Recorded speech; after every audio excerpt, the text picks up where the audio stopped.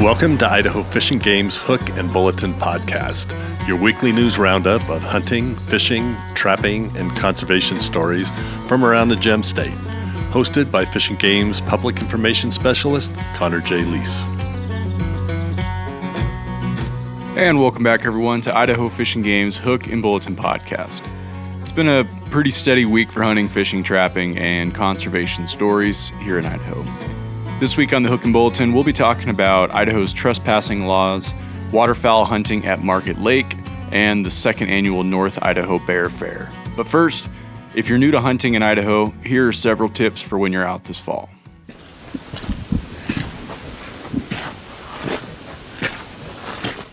Idaho is rich with big game hunting opportunity, including 10 species of animals. 6 of which are open to general hunting and 4 are restricted to controlled hunts only. Elk, deer, black bear, mountain lion, and wolf all have general seasons with over-the-counter tags. Moose, pronghorn, mountain goat, and bighorn sheep are all limited to controlled hunts. You can learn more about controlled hunt applications on our big game hunting webpage.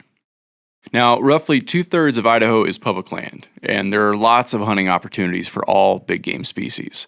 All that public land means everyone has the opportunity to hunt Idaho's big game. Fish and Game also provides access to millions more acres of private lands through its access programs that hunters are free to use, but they need to learn each landowner's rules and therefore abide by them.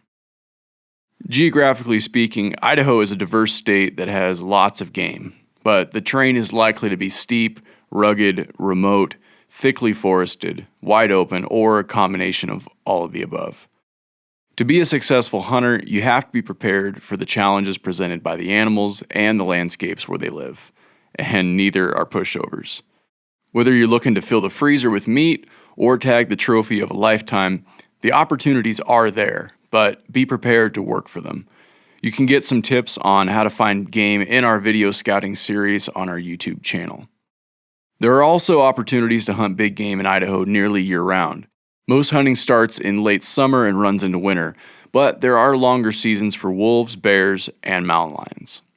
Many hunters focus on the general any weapon, deer, and elk seasons that mostly happen in October and November. If you're interested in using rifle, archery, and muzzleloader, and include other species, you can really expand your hunting calendar and your time out in the field. Now, the weather can be your best friend or your worst enemy.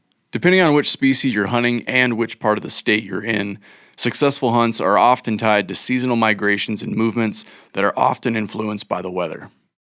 A good rule of thumb is fall rains and snow make hunting quieter and animals easier to spot, as well as getting herds moving. Most big game animals are seasonally migratory, and their transition from summer high country to lower elevation wintering grounds can mean areas filled with game become void of it, and vice versa. The exception is white-tailed deer, which tend to be less migratory, but understanding those seasonal migrations and being willing to follow deer and elk herds will reap rewards. The majority of big game animals are taken during general season hunts, and that includes some trophy-sized bucks and bulls. But there's plenty of competition for those animals, so hunters need to be realistic and adjust their expectations accordingly. If you're in a popular hunting area, there's likely to be more young bucks and bulls available than older, mature animals. If trophies are what you're after, be ready to work hard to find those wily, mature animals. And if you hunt hard and harvest a young buck, young bull, or antlerless deer or elk, take pride in that animal because you earned it. Now, did we mention that Idaho can be steep and rugged? It is, and fall weather can vary wildly. You can anticipate 30 to 40 degree temperature swings daily, and it can go from sunny to a snowstorm within hours. Dressing in layers is key, which means you're able to add and shed layers of clothes as conditions change. Being able to maximize your time in the field is critical to success, but being equipped to handle cold, wet, and snowy weather will keep you safe from the elements and help you be a successful hunter. Yes, knowing hunting regulations seems obvious, but Spending time really understanding what hunting units are open and closed to which type of hunting will not only keep you out of trouble, but it'll also help you understand all of your options for hunting seasons. All big game hunters should know the basics of properly tagging an animal, or notching your tag, showing evidence of sex and species, and filling out mandatory hunt reports. Hunting is about more than harvesting game. It's about spending quality time outdoors with friends and family, or in solitude, and reconnecting with nature. Enjoy every minute you get to spend in Idaho's great outdoors, whether it's hunting in the woods on a frosty morning or swapping stories around a campfire. We all want to harvest an animal after all. That's why we hunt. But we're also collecting memories and experiences that should be savored and appreciated regardless of whether we notch a tag. So for more on this topic, go check out Roger Phillips' story on our website. Now, staying on the topic of hunting, here are some timely reminders about Idaho's trespass laws. Trespass laws changed in 2018, and even though that feels like forever ago, it's still worthy of a reminder. Hunters, anglers, and other sportsmen and women should be aware of Idaho trespass laws before they head into the field. Here are some basic things to remember. First, you need permission to be on private land. It's the responsibility of the hunter or angler to know if they're on private land.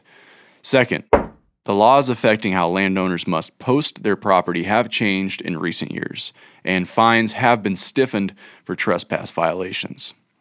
Hunters, anglers, trappers, and other folks should know that land is private and they are not allowed without permission if the following: the property is associated with a residence or business, is cultivated, is fenced or enclosed in a way that delineates the private property, or is unfenced and uncultivated, but is posted with conspicuous no trespassing signs or bright orange or fluorescent paint at all property corners and boundaries, where the property intersects navigable streams, roads, gates, and rights-of-way, entering the land and posted in a way that people can see the postings. People can use a variety of tools to determine whether they're on public or private lands, including maps, GPS software, some of which also shows private land ownership, smartphone apps, and more. Hunters and anglers, if you're looking to get permission to be on private lands, you should get written permission from the landowner. A permission form is available on page 2 of the 2024 Big Game Season and Rules booklet and at our Fish and Game offices. Other methods of permission are still legal, but written is the most solid permission you can have. To learn more about the new law, see Fish and Game's 2018 Trespass Law webpage, link in the description. Next up, we're heading over to Market Lake for some waterfowl hunting news. Fish and Game wants to make waterfowl hunters aware that they're not going to find a whole lot of water at Market Lake this fall. Water levels in the marshes are at an all-time low, with very limited standing water left to attract the waterfowl that hunters are used to seeing. There's been a combination of factors leading to drier conditions this year, including limitations related to irrigation water use and decreased flow from 3 nearby springs. Historically, springs that were supported by excess water infiltrating from Egan Bench, flood irrigation, flowed into the marshes. With conversion away from flood irrigation on the Egan Bench, those springs no longer provide water to Market Lake marshes. Market Lake manager Brett Gullett says, quote, "Over the past 9 years, the springs have not run. We are doing the best we can with the water available to us, but this is going to be a very dry year at Market Lake," end quote. Fish and Game is looking into new water strategies to provide wildlife habitat and hunting opportunities at Market Lake. To stay up to date on this developing story, head on over to our website or follow Fish and Game's Upper Snake Region Facebook page. Last up this week, our fisheries folks have put together another interesting edition of Live in Idaho Waters. So far, we've talked about sculpin, we've talked about suckers, and for our last installment of Live in Idaho Waters, we're going to discuss native minnows. A minnow is sometimes used as a generic term for any small fish swimming around in a lake or stream. In reality, the term minnow applies to a specific category of fish. Understanding minnows in Idaho gets a little more complicated than that for 2 reasons. One, we have more native minnows in Idaho than any other category of native non-game fish. And 2, Unlike sculpin and suckers, we do have non-native minnow species in Idaho. So first and foremost, let's establish who's who. Since Idaho's native minnow species include a diversity of species, it's not unexpected that there is also a diversity of life history characteristics. They can get big, like the northern pike minnow, with a state catch and release record of 27 inches. But they can also be quite small, like the speckled dace, which rarely exceeds 3 inches. These size differences are partially caused by different maximum ages, with some living up to 15 to 20 years and others rarely living past their third birthday. Native minnows are late spring to summer spawners, similar to many of Idaho's other native non-game species. Like we mentioned in the sucker article, some minnow species like peamouth and red-side shiner develop brilliant spawning stripes that fade post-spawn. Small species like dace may only lay a few hundred eggs, while larger species, including the Utah chub, northern pike minnow, and the peamouth, can lay in the tens of thousands of eggs. Most minnow species spawn and leave the eggs and young to fend for themselves, while dace species, and usually the males, stick around to protect the next generation until they start swimming around on their own. When it comes to diet, most minnow species are eating the small stuff like zooplankton, aquatic bugs, or even algae. But don't let the minnow name fool you. They can certainly be higher up on the food chain. In Idaho, take the northern pike minnow, for instance. This minnow predominantly eats other fish, especially when they reach larger sizes. This has made them subject to a bounty system in a number of areas in the lower Snake and Columbia rivers, where they overlap with salmon and steelhead. There is a lot we still don't know about these native minnows and other native non-game fish in general, but the good news is we're learning.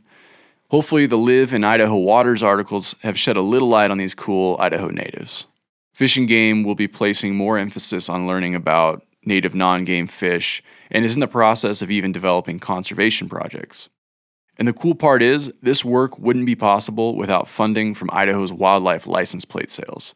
That's because when you purchase a specialty wildlife plate for your car or truck, around 70% of the price goes towards non-game work, which includes native non-game fish projects. These funds are being focused on native non-game fish that we have concerns about or know the least about. So having a funding source devoted to these non-game critters means we are able to learn more about them and better preserve and protect them in the future. Be sure to keep an eye out for more native non-game fish projects in the future as we continue to learn about these fishes that, live in Idaho waters. And with that, it's time for the Rapid Fire Bulletin. If you live in North Idaho, you live in bear country. North Idaho is home to both black and grizzly bears, and living and recreating safely in their midst requires intentionality and specific training and skills. To help with this, Idaho Fish and Game is offering a free North Idaho Bear Fair at the Boundary County Fairgrounds on September 28th from noon to 4 p.m. The event is free and registration is not required. Free food will be provided for those who attend, and folks can enter to win free prizes. And what's not to like about that? Hit the link in the description if you want to learn more. For hunters, ordering tags online or by phone is a convenient way to buy your hunting and fishing licenses and permits. But sportsmen and women are reminded that it could take at least 10 business days for hunting tags to arrive. Licenses can be printed at home immediately after purchase or synced to your Go Outdoors Idaho mobile app, but Fish and Game tags must be physically in possession while in the field and therefore need to be received in the mail or in person at any of our Fish and Game offices. For any hunters that might have missed the boat, don't fret. Hunters can still come into any Fish and Game office or licensed vendor to purchase their tag and carry it out with them out the door. The Nez Perce Clearwater National Forest and Idaho Fish and Game are undertaking an ambitious program of work to improve fish and wildlife habitats and restore healthy forest ecosystems in areas of mutual interest. Planned projects include wildlife habitat and watershed improvements, fuels mitigation, large-scale vegetation management treatments, and planning support to expedite Forest Service project implementation. Check out Jen Bruns' story on our website if you want to learn more.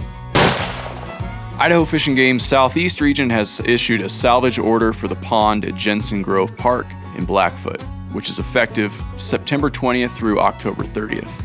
During the salvage order timeline at Jensen Grove Pond, fish may be taken by any method except use of firearms, explosives, chemicals, or electric current. All bag, possession size, and number limits are suspended. A valid Idaho fishing license is still required, and no live fish may be transported away from the pond. Okay, that's it for this week's stories. It's time for our question of the week.